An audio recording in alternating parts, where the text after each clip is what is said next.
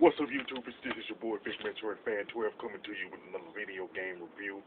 And this time I'm reviewing the game Wrath of the Black Manta, which was released on the NES by Taito and AI Company. Now, the plot involves some children in New York City being kidnapped and pretty much by a criminal organization that ran drugs and stuff like that. And then Black Manta gets a phone call from his sensei about what's going on. He also tells Black Manta that the kidnappings, disappearances not only happening in New York, but it's also happening in other parts of the world. You know what I'm saying? So Black Manta pretty much goes on a mission to take out this criminal organization that's led by a guy simply known as El Toro. Nothing is really like known about the guy, the leader of this criminal organization, other than his name. Now, one of the reasons, pretty much the main reason the sensei called Black Manta in the first place is because one of his students, Taro, is among the children who was kidnapped. You know what I'm saying? So Black Manta was willing to take this on. Now, Wrath of the Black Manta has pretty much 5 stages consisting of New York City, Japan, Rio de Janeiro, Brazil, New York City revisited, and the criminal organization's headquarters and everything. Now, Black Manta's main weapons / go-to weapons are pretty much throwing stars with some puny knives. I guess you can call them knives. I don't know what they are, but if you get close enough to the enemies, you pretty much use the swords and not swords, but like knives and stuff. Now, you can also do like magic arts, which includes like say missiles, teleportation, fire wheel, shadow, invisibility, and other type of stuff. You know what I'm saying? And you can pretty much only use like 4 of them at a time, depending on where if you're like standing. It's like pretty much 4 different categories. You're standing, moving left or right,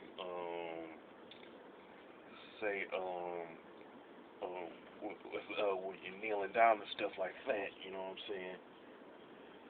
Now, plus another thing that is, I would say, I guess you could say relevant within the game is then Toro, not Toro, but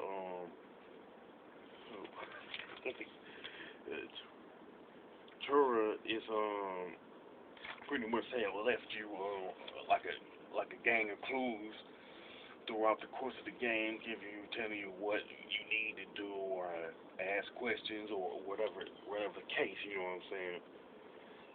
Now, another thing you can do is like there's like guys in red that you can pretty much grab, and once you do that, it goes into this cutscene where Black Manta is interrogating the guy. You know what I'm saying?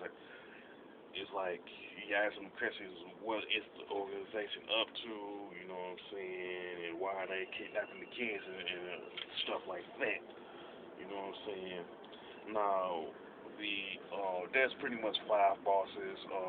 A huge dude named Tiny, like 3 ninjas, voodoo warrior, 2 small robots, and a giant robot that resembles the monsters from the Teenage Mutant Ninja Turtles and stuff, and El Toro himself. Now, it's kind of like the first 4 stages. Once you pretty much defeat the boss, you get like they tally up the score and stuff, and then you like they go into a cutscene where the guy in red tell El Toro what happened when prior to defeating the boss is concerned. Then you like pick your magic ninja arts, and then you go into the next stage and stuff. Now, as far as the cutscenes are concerned, El Toro is not like really like sweating Black Manta at first because he don't know who it is. It's like we'll push forward anyway. And by the time you beat the then he realized that it's Black Manta that's behind it, and he will stop at pretty much stop at nothing to stop him. You know, pretty cliche antagonist stuff here. You know what I'm saying? Another thing is that like um about before you fight El Toro, you can fight one of the previous four bosses, and it really doesn't matter like which one you pick. You just go ahead, pick them, fight them, beat them, and face El Toro. You know what I'm saying? Now the graphics and level designs are okay at best, but at the same time, the color palettes and the sprites are just like pretty much dull. You know what I'm saying? So the graphic hadn't aged well since it was released back in I would say the early '90s. You know what I'm saying? And as far as the controls and gameplay, it pretty much gets repetitive in a short amount of time. While on the first stage, it shows you how kind of easy it is. You know what I'm saying?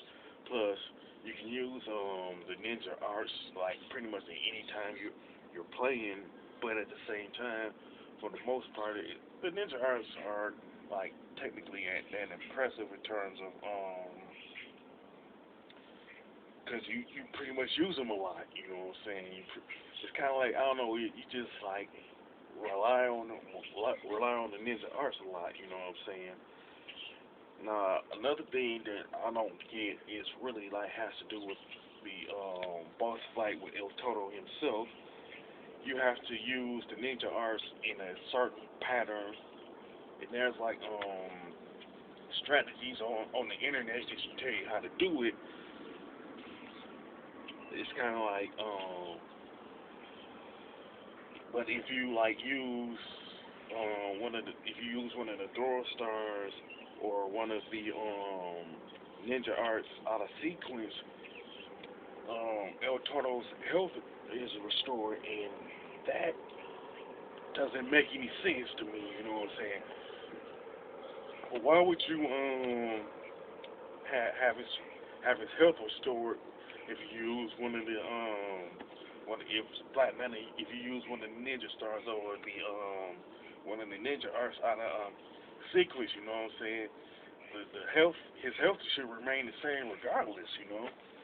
And another thing is that if you hit Taro instead of El Toro, your health goes down. You know what I'm saying? To me, it's kind of like reminds me of the second stage boss in RoboCop from the NES, where if you shoot the mayor, RoboCop's health go down. You know what I'm saying? So it makes it like more frustrating. These two things, El Toro's health restored if you use a ninja star or one of the ninja arts out of sequence.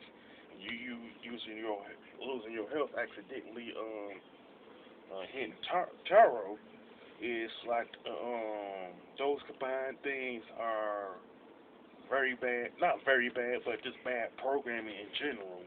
So like they should have done better with that. You know what I'm saying? And the cutscenes are pretty much not that impressive to say the least. You know what I'm saying? It's kind of like cliches and one-liners. You know what I'm saying? As far as the soundtrack is concerned, from our overall standpoint, it just lacks variety. And if you don't like the soundtrack to this game, it's gonna get on your nerves real quick. You know what I'm saying?